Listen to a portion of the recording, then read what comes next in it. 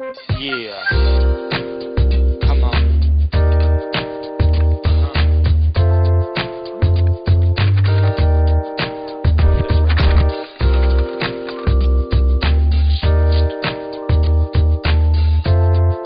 Kids, go to your room.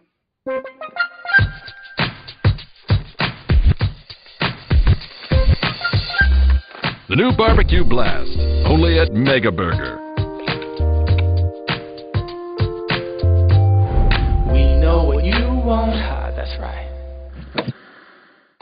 Food companies tell us they're just doing their job, serving up exactly what children and teens are asking for. But are these foods really what kids want, or are they what corporations are pushing on our kids?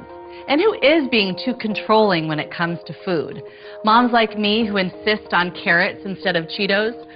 Or food corporations who spend roughly $2 billion a year on ads specifically targeting children and teens?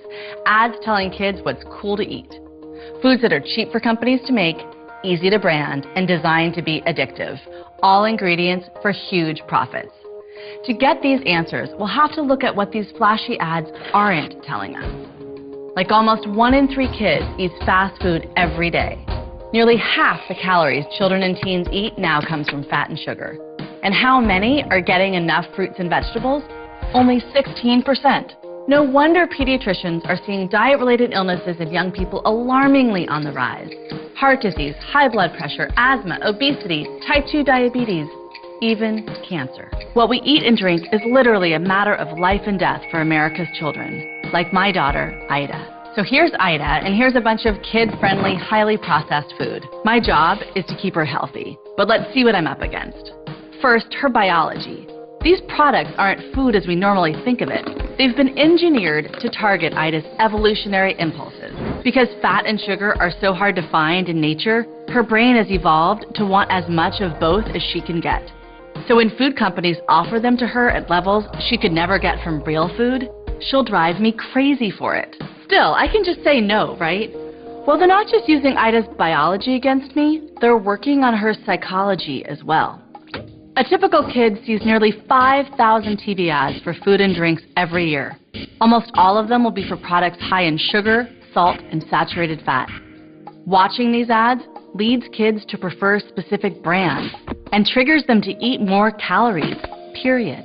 To make these ads, the food industry hires experts to exploit how Ida thinks, even how she sees. They figured out what colors she responds to best and what kinds of characters she'll love most. Creepy, right? Can I just turn off the TV? It's not that simple. See, the industry has figured out it takes an average of 9 nags to get a typical parent to cave in and buy a product like Fruit Loops. They know TV isn't enough to get those nags, so they figured out ways to infiltrate all aspects of Ida's life. In 1st grade, her teacher might use a math book sponsored by Oreo cookies. In 3rd grade, she'll be targeted online and through social media with free branded games and apps, offering prizes and awards in exchange for her personal information. In 5th grade, she might get enlisted to raise money for her school through My Coke Rewards, pulled into a soda marketing program just to get her school some basic gym supplies. In 7th grade, she'll be seeing junk food product placement in her favorite movies and TV shows. By the time Ida graduates from middle school, 1 in 3 of her classmates will either have diabetes or be on their way to getting it. Maybe she'll be one of them. Of course I'll resist, though this will paint a very strange picture for Ida. On the one hand will be sports heroes, singers, and friendly tigers. They'll be aligned with junk food designed to manipulate her biology, psychology, and even her friends to make her crave it. On the other hand will be me, her mom, appealing to her still-forming rational mind to make healthy choices. I'm going to fight as hard as I can to do this, since nothing is more important to me than keeping my kids healthy. And I might win, because kids do love fresh, healthy food when they're given the choice. I've seen it with my own kids and thousands more across the country. And because these choices are available where I live and I can afford them. But so many families have no access to real food, as supermarkets disappear and fast food franchises pop up in their communities. This is a battle parents can't and shouldn't have to fight on their own. The food industry has spent millions lobbying to take away the government's power to regulate them, putting in place their own voluntary rules. And what do we get? A national epidemic among our children. It's time for we the people to step back in. We can stand with the parents, teachers, mayors, doctors all across the country who have won real victories in this fight. Like the school administrators in St. Paul, Minnesota, who banned school-based marketing of junk food and sugary drinks. Or the grocery chain owner in Maryland, who decided to take kids' products that feature cartoon characters off his shelves.